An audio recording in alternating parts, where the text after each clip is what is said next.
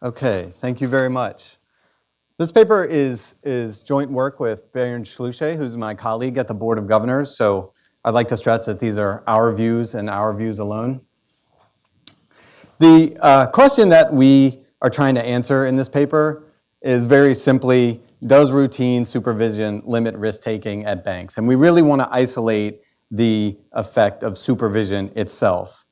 And it can be difficult to make causal statements about this topic for a few reasons. First, variation in supervision is often tied to differences between banks. So bank size, riskiness of banks, Campbell's ratings, these things can affect supervisory oversight, and also changes to the bank's operating environment can also affect supervisory oversight. So you might have a situation whether the region is growing or shrinking, and depending on the reason, this might lead banks to take on more or less risk and also cause more or less supervision.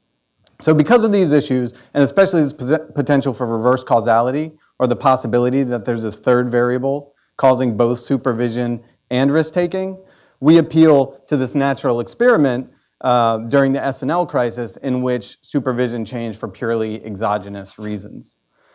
So before I get to our natural experiment, I will just give the lay of the supervisory land.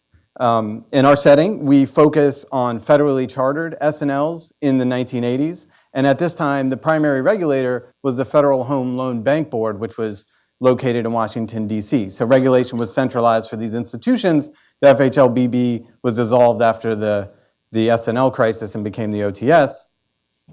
But supervisory oversight was the domain of the regional FHLBs. So supervisors of S&L sat at the regional FHLBs. They reported to their presidents, and they were responsible for monitoring the local S&Ls in their jurisdictions.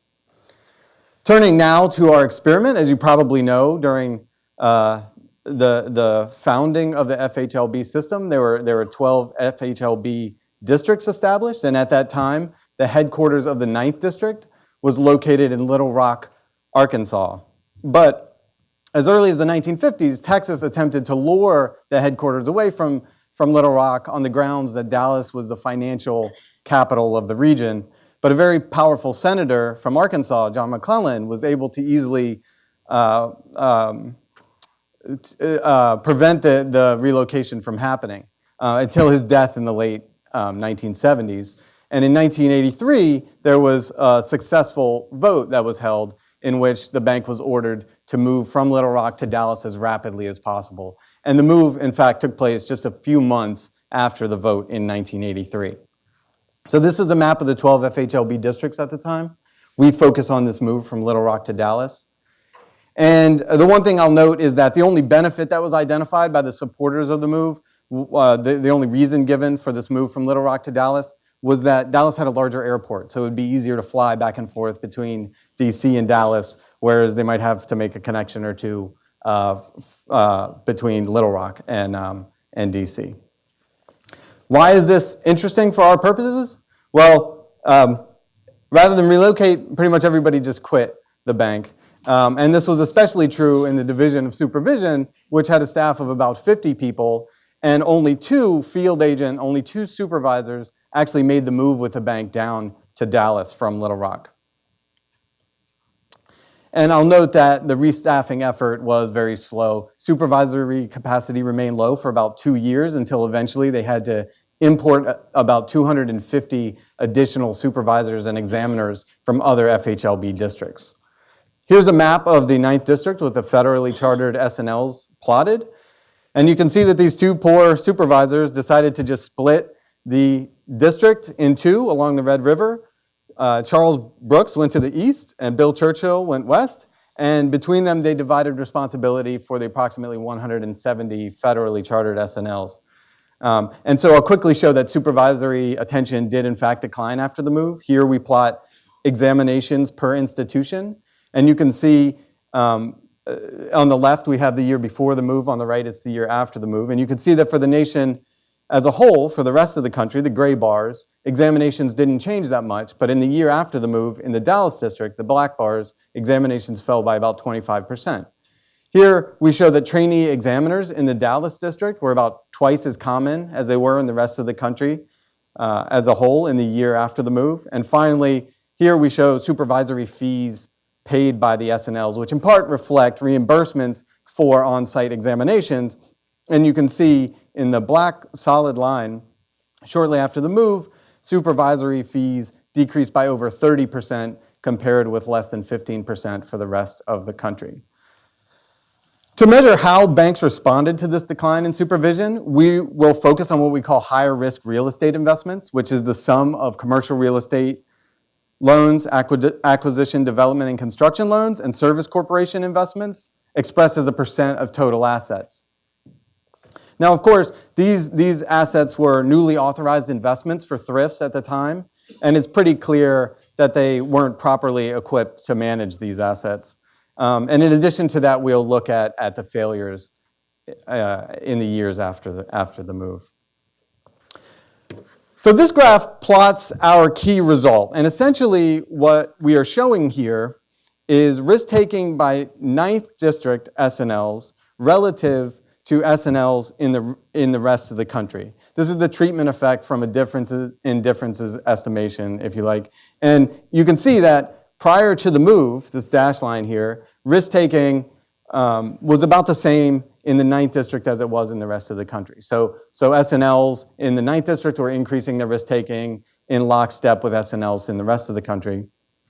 But shortly after the move, risk-taking in the 9th District jumped dramatically and continued to increase monotonically for about 2 years when the additional examiners arrived from other districts. So again, this compares 9th District SNLs to SNLs in the rest of the country. But these results hold if we compare only to the SNLs in the Atlanta district, which were much more similar to the SNLs in the Dallas district, or if we used a matched sample of thrifts from across the country. In all cases, after 2 years, this maximum size of our effect reaches about 7% of assets. So it was a quite sizable move in risk-taking in the 9th district. Now, I won't go into detail for all the robustness checks, but we do a few robustness checks in the paper. However, I'll just mention briefly that we try to rule out the possibility that our results are driven by the oil price boom and bust around this time. We show that Texas thrifts aren't solely driving our results. And we see that there's no similar pattern for commercial banks.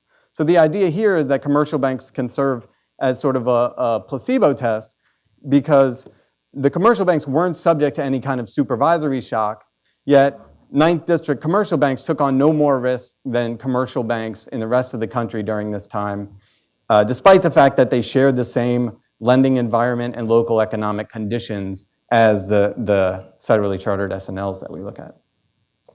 Now I'll talk briefly about the consequences of bank risk-taking. In the paper, we show that this risk-taking increased the probability of failure, which probably comes as no surprise. But I'll close with our analysis of the effect of low supervision on the costs of failure to the taxpayer, which we think might be higher for at least 2 reasons. First, as we've shown, banks accumulate poorer quality assets. They have more bad assets on their balance sheets when they fail, and these are more likely to be passed to the deposit insurance fund, at the time FSLIC, rather than their ultimate acquirer. Secondly, fewer supervisors means that closing insolvent thrifts probably takes more time. So to identify and actually close insolvent thrifts, when you have fewer supervisors to divide the work between, it may take quite a bit longer. So in this table, we show the resolution costs for the resolution cost to asset ratios for failed SNLs in the years after the move, and we average this by FHLB district. On the left side of the table, you can see that for savings and loan institutions, the Dallas district had far and away the highest resolution costs at 81% of assets. In the second-ranked district, Topeka was a distant second, only 36% cost to asset ratio. On the right side of the table, again, we do sort of a placebo test where we conduct the same exercise for commercial banks. And here you can see that 9th District commercial banks had run-of-the-mill resolution costs. Dallas was ranked 7th of 12th overall among commercial banks. So why were costs higher? Recall we had identified two reasons. The first is that the increase in bad assets means that the deposit insurance fund probably takes on more of these securities and taxpayers are exposed to losses on those loans. In this graph, we show on the left side the point estimate from a regression, which implies that failed S&Ls in the 9th district pass 8% less of their balance sheet to their ultimate acquirer relative to S&Ls in the rest of the country. And again, on the right side, our placebo test, we show that there was no similar effect for commercial banks in the 9th district. The second reason for potentially higher costs was that it took longer to close insolvent thrifts. And here, again, a coefficient estimate from our regression. On the left side, you see this point estimate implies that thrifts in the 9th district were 3 times more likely to be regulatorily insolvent 1 year prior to their actual closure than were thrifts in the rest of the country. Again, for commercial banks, we see no such result. So to conclude, we show that when supervisory attention fell, banks took on quite a bit more risk. When supervisory attention increased, the risk-taking stopped, the additional risk-taking stopped, and this led to more failures and more costly failures for the taxpayer. Thanks.